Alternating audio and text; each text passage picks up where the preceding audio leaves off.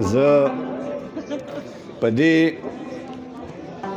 کمرشل خو ډېر زړه راښکونکي تقریب خپلو کشرانو ته حیدر خان ته ضیاء الله ته د هغې ټول ټیم ته او چای هو جای د هغې ټولو کارکنانو ته مبارکي وایم او تاسو ته هم دا څوک چې دلته راغلي یې دلته ناست یې تاسو ته ستړي مه شوي یم او دوه څلور خبرې به ستاسو سره کول غواړم.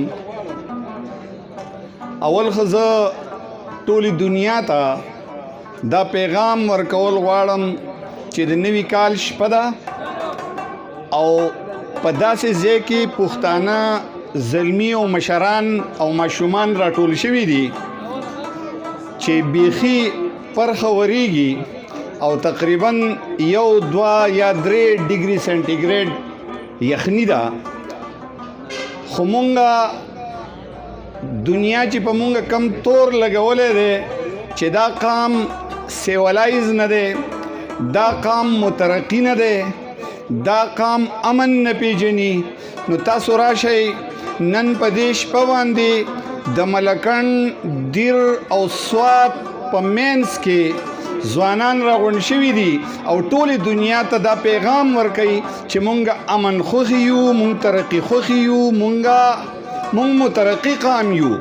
پښتانه په خپل 15,000 کاله تاریخ کې تر اوسه پورې په چا پسې جنگ جګړې له چرته تللی نه دي د پښتونولۍ په نوم باندې. چرته چې دلته څوک راغلی دي نو بیا یې ورله ښه سم جواب ورکړی دی. نو دا نننۍ شپه د پښتون ولس د دې خاورې روڼ مخ دی چې ټولې دنیا ته مخامخ شوی دی. اوس خو دنیا ته مونږ دا خبره ورسوله بچیا، زما خبره لږ واورئ چې مونږ امن غواړو، مونږ ترقي غواړو، مونږ خوشحالي غواړو. خو دلته تقریبا ټول ځوانان ناست دي، ټول د سوشل میډیا نه واقف خلک ناست دی، ټول د یونیورسټو کالجونو سکولونو سره او بلکې د بازارونو سره او د حجرو جماعتونو سره بلد خلک دلته ناست دی. مونږ به دنیا له یو پیغام ورکو، مونږ به دنیا ته دا پیغام ورکو چې مونږ د کتاب خلک یو، مونږ د کلچر خلک یو. زمونږ شاته دلته زمونږ هنرمندان ناست دي، په رباب باندې زمونږ یو ډېر ښایسته زلمی ناست دی، هارمونیم ته زمونږ یو ډېر خوږ سندرغاړی او ډېر ښایسته ځوان ناست دی. نو مونږ به دنیا ته دا پیغام ورکو چې مونږ هنرمندان یو، مونږ فنکاران یو، مونږ شاعران یو، مونږ سندرغاړي یو. او دا خاصیتونه چې په کم قام کې نو هغه قام د جنگ او جدل قام نشي کېدی، هغه د امن د ترقۍ او خوشحالۍ قام کېدی شي.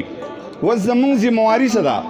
تاسو ته وایم طالب علمانو چې په کوم ځای کې هم سبق وایئ نو سم یې ووایئ، د کتاب سره مینه پیدا کوئ.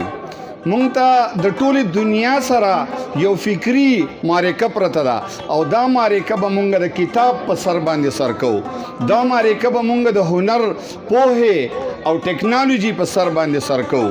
نو هسې نه چې زمونږ په جیبونو کې دا کم سیز پروت دی دا مونږ ته د غلامۍ توق شي، دا مونږ ته غلامي را په غاړه کې. په کار دا ده چې د دې سیز لکه د دې کیمرې په سترګه باندې مونږه داسې پرفارمنس وکړو، مونږه داسې خبرې وکړو، مونږه داسې کردار ادا کړو چې دنیا مونږ ته وپسخېږي او دنیا مونږ ته مترقي قام ووایي. ډېره زیاته مننه.